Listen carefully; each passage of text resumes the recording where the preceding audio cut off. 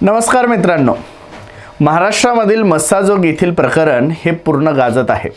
राजकीय वादंग, सामाजिक वादंग या प्रकरणामुळे आता निर्माण झालेले आहे आणि असं असताना या सगळ्या गोष्टींमध्ये मराठा विरुद्ध वंजारी हा वादही उभा केला जातोय आणि या सगळ्या प्रकरणामध्ये धनंजय मुंडे, पंकजा मुंडे यांचं मत काय हे महाराष्ट्राला जाणून घ्यायचं होतं।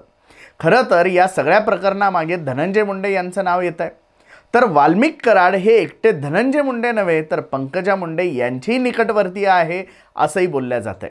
आणि मग त्यामुळेच या सगळ्या प्रकरणामध्ये बीड जिल्ह्यातील एक राजकीय नेत्या म्हणून, बीड जिल्ह्यातील सामाजिक नेत्या म्हणून, बीड जिल्ह्यातील वंजारी समाजाचं प्रतिनिधित्व करणाऱ्या म्हणून पंकजा मुंडे यांचं मत याबद्दल काय हे मीडियाला जाणून घ्यायचं होतं। परंतु गेली कित्येक दिवस धनंजय मुंडे व पंकजा मुंडे या प्रकरणावरती मौन बाळगून आहेत आणि आता पंकजा मुंडे यांनी या प्रकरणावरती आपलं मौन सोडलंय। नेमकं पंकजा मुंडे या प्रकरणाबद्दल काय बोलले आहेत तेच जाणून घ्यायचे आपल्याला या व्हिडिओच्या माध्यमातून। नमस्कार, मी डॉक्टर महेश, आपण बघत आहात गोष्ट छोटी पण डोंगरा एवढी।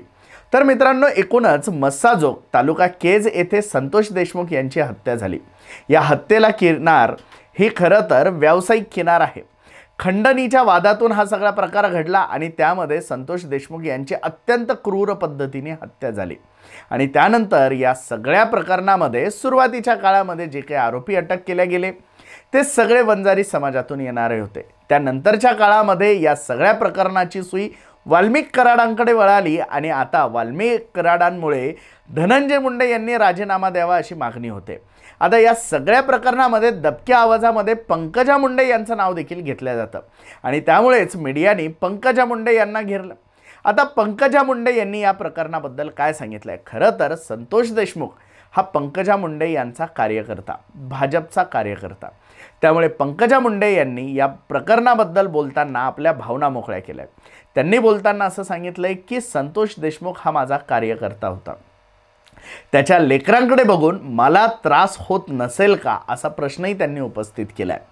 एकूणच काय तर या प्रकरणाबद्दल आपल्याला आत्मीयता आहे, आपल्याला वाईट वाटतंय, परंतु या सगळ्या प्रकरणामध्ये हे जातीयवाद निर्माण केला गेला, समाज माध्यमातून म्हणा किंवा बातम्यांमधून म्हणा, आणि त्यामुळे अर्थातच या सगळ्या गोष्टींचा त्रास मला देखील होतो आहे असं पंकजा मुंडे यांनी सांगितलंय।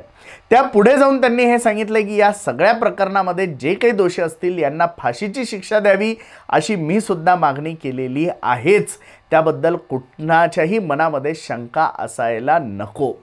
त्यानंतर या प्रकरणाबद्दल बोलताना पंकजा मुंडे यांनी जे काही आरोपी सापडलेले असतील किंवा जे बाकी असतील यांना लवकरात लवकर अटक करावी, लवकरात लवकर हा खटला न्यायालयामध्ये चालवावा आणि या सगळ्या दोषींना शिक्षा द्यावी अशी मागणी देखील पंकजा मुंडे यांनी या प्रकरणामध्ये केलेली आहे। आता या प्रकरणाव्यतिरिक्त अंजली दमानिया यांनी परळी येथील काही अधिकाऱ्यांची यादी प्रसिद्ध केलेली होती आणि या यादीमध्ये सगळेच उच्च अधिकारी हे एकाच समाजातून का असा प्रश्न उपस्थित केला गेला होता। त्यानंतर ही यादी संपूर्ण महाराष्ट्रभर फिरली। याबद्दलही पंकजा मुंडे यांना जेव्हा प्रश्न विचारला गेला तेव्हा त्यांनी असं सांगितलं की मागची काही वर्ष मला महाराष्ट्राच्या राजकारणापासून दूर ठेवलेलं होतं। या जिल्ह्यामध्ये कोण पालकमंत्री होते, या जिल्ह्यामध्ये याच्या आधी कोण सगळं काम बघत होतं, या जिल्ह्यामध्ये हे अधिकारी कोणी आणले याचा तपास करावा असंही पंकजा मुंडे यांनी सांगितलेलं आहे।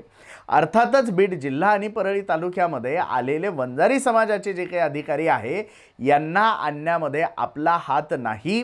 त्यावेळी सरकार कोणाचं होतं, मुख्यमंत्री कोण होते, पालकमंत्री कोण होते, या सगळ्यांचा तपास आपण करावा।